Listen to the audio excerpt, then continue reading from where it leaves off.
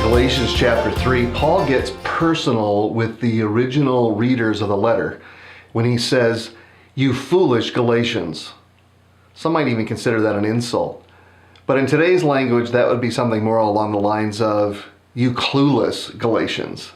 The point was that these early Christians were acting clueless. They were spiritually dull as they were corrupting the gospel by adding rules and regulations to it. Something I call grace plus. Grace plus really isn't grace at all. Grace plus isn't the gospel. So in an effort to get the Galatians back on track, their founding pastor Paul asked 6 questions. And there's one in the middle that I think is most important. It may be the most important question in all of the book of Galatians.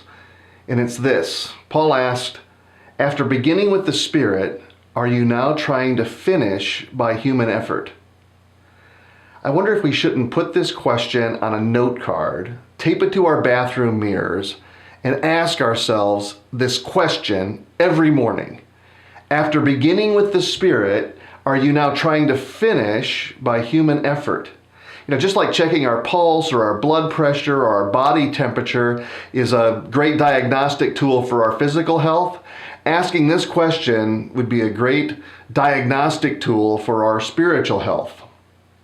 The work he started when he called us to himself and saved us, he will carry that work on to completion. When we step in and try to carry his word to completion on our own strength, we foul it up. This mistake is common among Christians. We so often appear to think that the gospel is a one-time event. We find ourselves lost, and the gospel puts us on the right path, and then we somehow think that it's up to us to stay on that path. We so commonly begin with the Spirit and then try to finish with human effort.